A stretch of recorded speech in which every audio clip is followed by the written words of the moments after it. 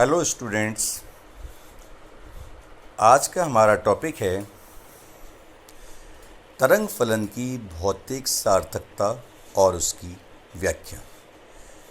Physical significance of the wave function and it's interpretation. जैसा कि आपको पिछली कक्षाओं में बताया गया है, उसके आगे हम देखते हैं कि तरंग फलन का जो नाम है द्रव्य तरंग आयाम दे रखा है, जो निश्चित संवेग वाले एक कण का विवरण देता है। किंतु तरंग के आयाम के मान धनात्मक और ऋणात्मक दोनों हो सकते हैं, परंतु ऋणात्मक आयाम और प्रायिकता कण का विवरण नहीं दे सकता।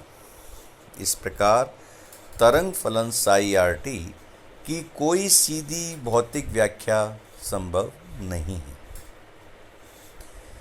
इस संदर्भ में हम केवल इतना ही कह सकते हैं कि साई आर टी बिंदु आर पर समय टी पर द्रव्य तरंगों की एक अविलाक्षणिक चर राशि है। इसको समझने के लिए हम वायु स्तंभों में ध्वनि तरंगों के प्रकरण में दाब परिवर्तनों के और प्रकाश तरंग के संचार में विद्युत चुंबकीय क्षेत्र के घटकों के परिवर्तन के सदृश होती है। वैसे भौतिक व्याख्या करने का मार्गदर्शक सिद्धांत उस विधि द्वारा मिलता है जिसमें प्रकाश के तरंग और फोटोन सिद्धांत किसी विवर्तन चित्र में प्रदीपन की तीव्रता के वितरण का वर्णन करते हैं। प्रकाश के तरंग स्वरूप के अनुसार प्रदीपन की तीव्रता तरंग के आयाम के वर्ग के समानुपाती होती है और उसके कणीय स्वरूप के अनुसार प्रदीपन की तीव्रता फोटोनों के फ्लक्स के समानुपाती होती है। इसके पश्चात मैक्स बॉर्न ने बताया, आयाम और कणीय फ्लक्स के बीच इस संगति से हम तरंग फलन की व्याख्या इस प्रकार कर सकते हैं कि किसी कण की समय t पर स्थिति r ज्ञात करने की प्रायिकता p के मापन के रूप में तरंग फलन साई आर टी को माना जा सकता है। अर्थात P total is equal to psi R T का मॉड का whole square D Q r. यह स्थिति R पर T समय पर तरंग फलन साई आर टी द्वारा वर्णित कण के आयतन अल्पांश डी क्यू आर में पाए जाने की प्रायिकता का माप देती है। तरंग आयाम इस प्रकार प्रायिकता आयाम होता है जिसका वर्ग कुल प्रायिकता का मान देता है। एक बार कण के संकुचित हो जाने पर प्रायिकता नियत रहती है, अर्थात साई आर टी का होल स्क्वायर में समय के साथ उतार चढ़ाव नहीं होने चाहिए। इस प्रतिबंध का समाधान के लिए माना साई एक सम्मिश्र राशि है, तो psi is equal to A plus iota B और psi star is equal to A minus iota B. तो साई मॉड का स्क्वायर क्या होगा, A square plus B square, जहाँ ए और बी वास्तविक फलन होते हैं।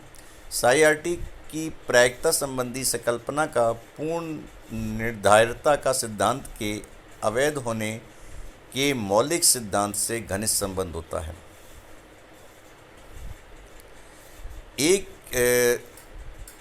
एक विमीय तरंग फलन साई और साई स्क्वायर का ग्राफी निरूपण दर्शाया गया है।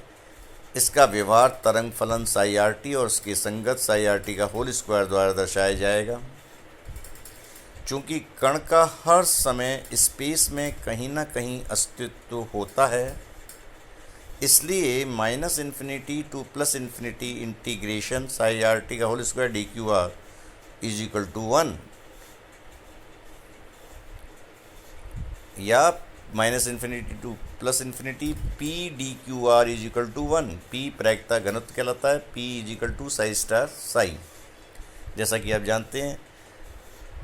इस प्रकार ये कहा जाता है कि साई आर टी प्रायिकता आयाम है जो किसी वस्तु या कण का किसी समय टी पर किसी स्थिति आर एक्स वाई जेड पर वर्णन करता है।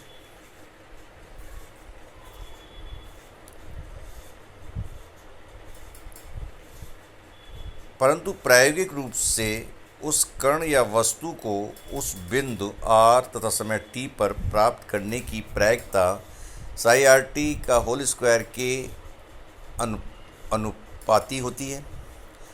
जहाँ साई आर टी का होल स्क्वायर का मान अधिक होगा वहाँ पर उसके कण के पाए जाने की प्रायिकता अधिक होती है। जहाँ साई स्क्वायर का मान कम होगा वहाँ कण के पाए जाने की प्रायिकता कम होगी।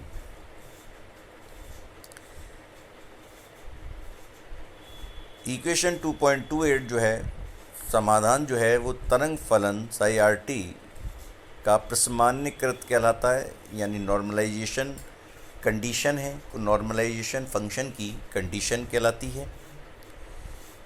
किसी भी तरंग फलन को कुछ सीमांत प्रतिबंधों का समाधान करना चाहिए। तरंग फलन में मुख्यतः निम्न गुण होने चाहिए। नंबर 1, साई किसी फलन की अवस्था की परिभाषा देता है। नंबर 2, यह एक सम्मिश्र राशि कॉम्प्लेक्स क्वांटिटी होती है।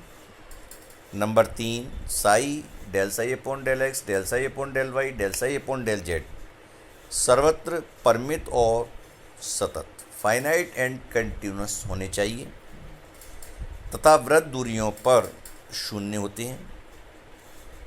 तरंग फलन प्रसामान्यीकृत होना चाहिए। प्रसामान्यीकृत का प्रतिबंध है number 4, integration psi star psi d Q R is equal to 1। यह इंटीग्रेशन ऑल स्पेस पर लिया गया है। तो ये इस प्रकार से हम इनडायरेक्ट वे में इसकी भौतिक सार्थकता बता सकते हैं कि ये तरंग फलन